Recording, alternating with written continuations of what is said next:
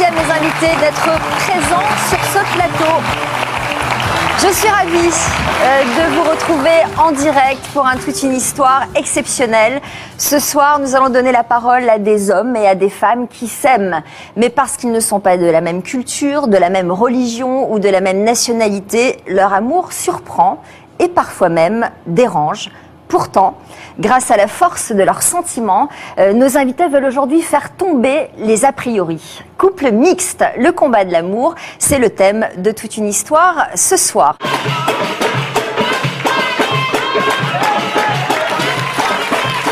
Et voilà, place à la fête, bienvenue si vous nous rejoignez, nous sommes en direct sur le plateau de toute une histoire. Alors on vient de faire connaissance avec des couples qui par amour ont dû surmonter bien des difficultés, qu'elles soient sociales, culturelles ou familiales. Bien sûr, ils ont tous réagi pendant ce reportage. C'était d'ailleurs extrêmement émouvant de regarder ce reportage à vos côtés. Vous avez ri, vous avez beaucoup pleuré aussi. Tout le monde a pleuré. Swael, Serge, je vous ai vu pleurer. Vous aussi, Stéphane. Alors, quant à Seiko, alors elle, du début à la fin. Elle a pleuré du début à la fin. Alors, je vais très vite, évidemment, vous donner la parole pour vous faire réagir, pour voir comment vous avez perçu tout ça. Il faut s'accepter tel qu'on est. Une question aussi, pourquoi Elsa doit-elle se convertir pour l'homme qu'elle aime? S'il l'aime, pas besoin de changer de religion. Et si Elsa ne s'était pas convertie, Swael l'aurait-il accepté? Peut-être une question qu'on peut poser à Swael. Alors, Swael. La première chose que je veux dire, c'est qu'elle ne s'est pas convertie par amour. Donc c'est les gens qui croient qu'elle s'est convertie par amour et c'est pas... Comment ça, elle ne s'est pas convertie par amour? Elle s'est convertie. Parce que s'il ne le fait pas juste par amour, bah, ça, pour moi, ça, même pas pour moi, mais ça ne sert à rien, c'est elle le fait par amour. Oui, mais enfin, vous croyez qu'elle se serait convertie si elle si elle n'était pas amoureuse de vous? En fait, comme Swael a dit, déjà, je ne me suis pas convertie par amour. Il m'a montré le chemin.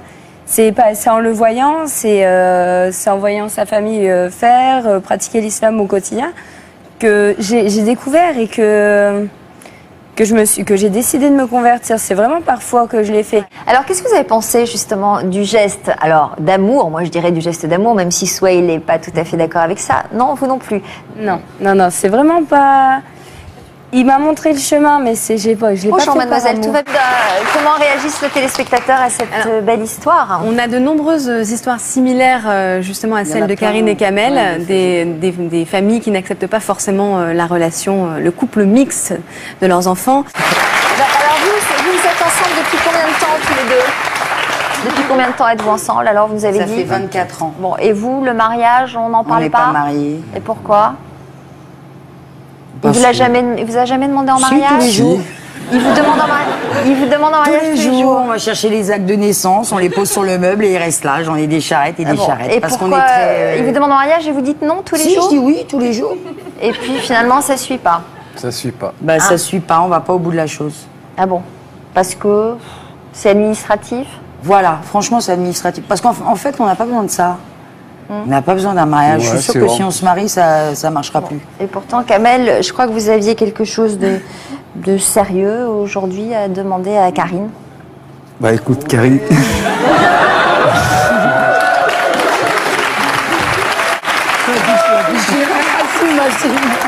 Oh, il avait mis son joli ça fait petit... 24 ans qu'on est ensemble. Ouais. Bah c'est le moment où j'avais...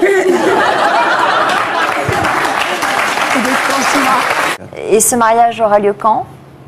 Vous nous mettez la pression. Il vous fait une proposition, là. C'est pris dans le vif, là. On va voir, Donc, il réagit en nombre ce soir. J'étais justement en train de dire que tous les messages que j'avais mis de côté venaient de disparaître, mais il m'en reste un.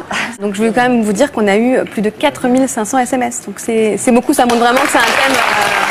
Merci à vous, téléspectateurs.